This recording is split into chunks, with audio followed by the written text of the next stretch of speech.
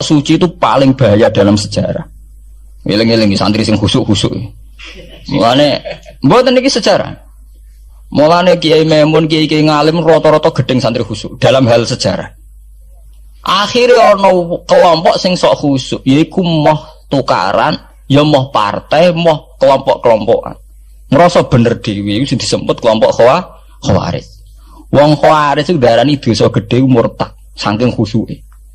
Ora ana dosa cilik, kabeh dosa iku gedhe. Mergo dosa iku bentuk pelanggaran terhadap Allah Subhanahu wa taala. Wes entek khusuke wong Khawarij. Ora ana wong khusuk dalam sejarah kaya wong Khawarij.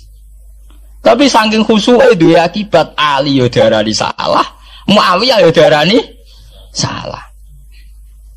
Ya kok wong saiki PKB darani salah, PKNU darani salah, NU darani salah, Muhammadiyah darani salah. Dekne mau klunak-klunuk ning kamar ora tau gawe madrasah, ya ora tau mulang ngaji. Paham nggih? Ya ora tau dadani umat, mau pertuntang-pertuntung. Iku Khawarij, ngono jenenge apa? Khawarij. Saelek-eleke partai iku sering duwe paguyuban, ngrudak-gruduk istighosah mbok gawe sekolahan. Saelek-eleke partai. Saelek-eleke ormas yo sering gerakno masa nganggo kebaikan. Tapi sak soleh-soleh wong dhewean paling klunak-klunuk. No.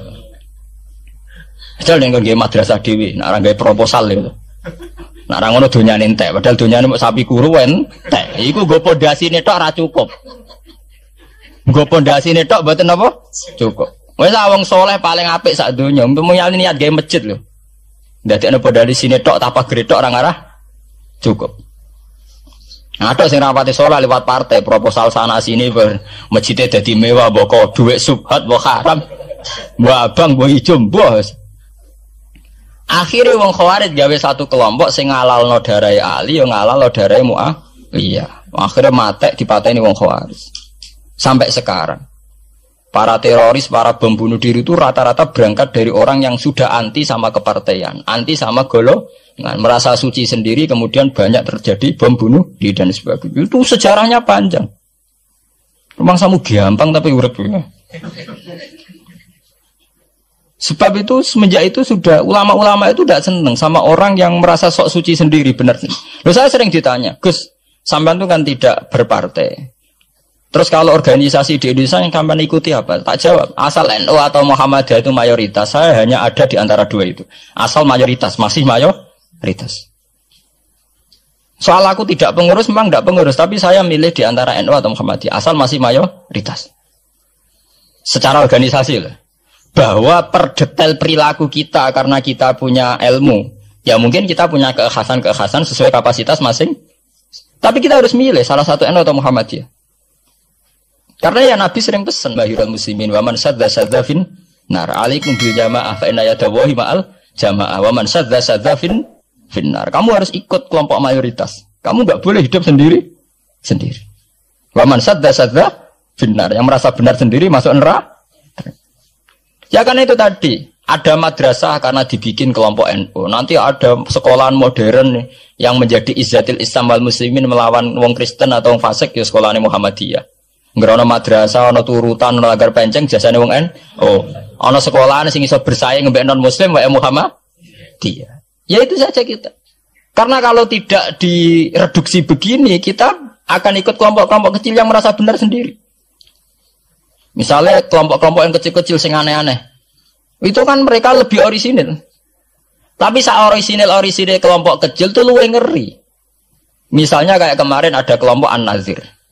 An-Nazir mungkin dia bisa ngepas no dawe Nabi yang sing rambutnya diping nih, sing tenggene japos bodone beda mek bodo kita. Saya tuh pernah melihat di Metro, ini cerita intelektual, pernah lihat di Metro wawancaranya ketua Jamaah An-Nazir. Itu dalam banyak hal memang mereka ingin memiripkan sama Nabi. Misalnya rambut dipilok diping. Dalam sejarah sampean takok ahli hadis, memang Nabi Sayyidina Umar Bakar tuh rambutnya apa di apa itu disemir.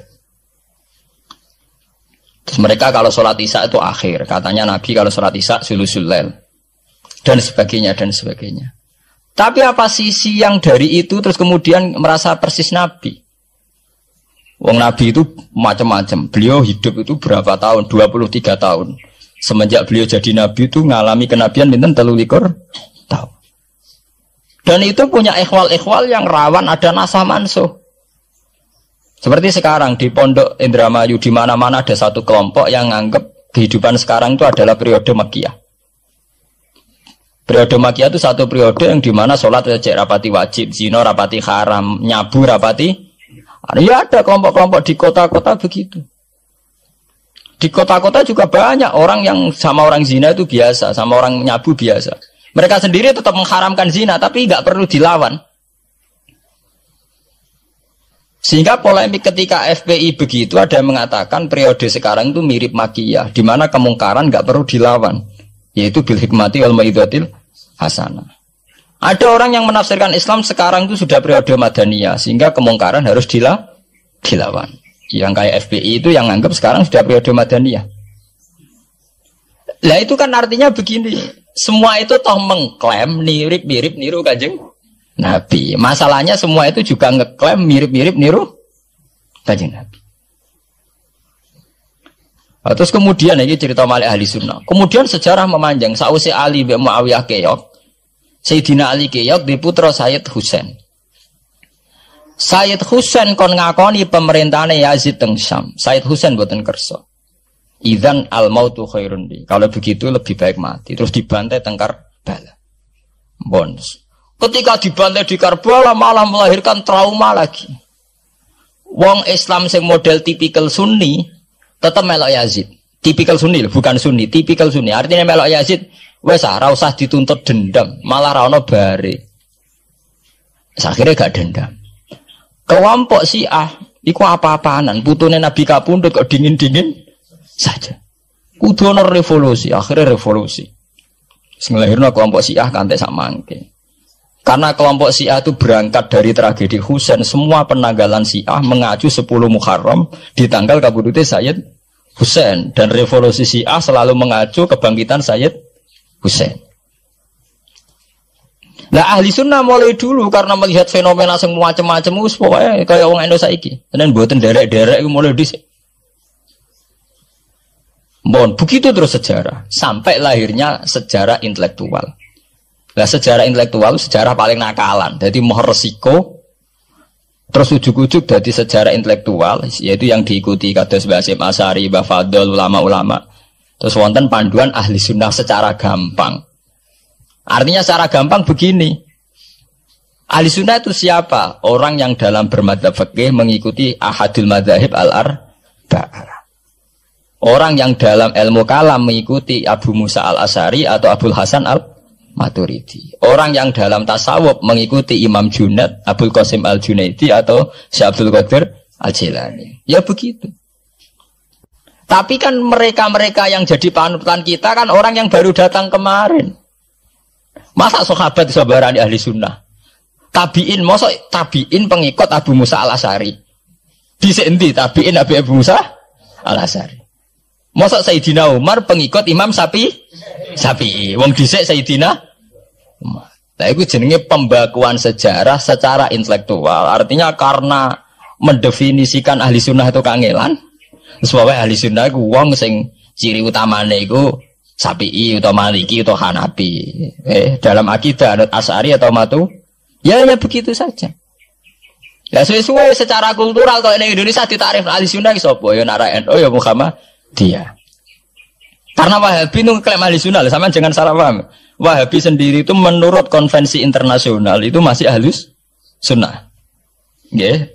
Dalam seminar-seminar OKI sedunia Wahabi itu masih kategori ahli sunnah. Muhammadiyah termasuk masih kategori ahli sunnah. Tapi kemudian ahli sunnah direduksi lagi. Ahli sunnah iso apa? Yang sarungan ketunan kuno ya napa? Ahli sunnah. Repot kan?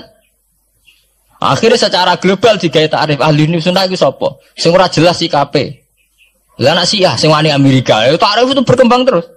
Kok kebetulan Syiah diwakili oleh Iran, mulai dhisik ciri utamane Iran wani Amerika. Enggak dong, Iran nate dipresideni Shah Iran. Shah Iran itu Pahlavi bonekane Amerika. Terus digoleng mbek monarkine Khomeini mbek Ali Syariah. Semenjak itu Iran identik mbek wani Amerika dimulai zaman era revolusi sinten Khomeini.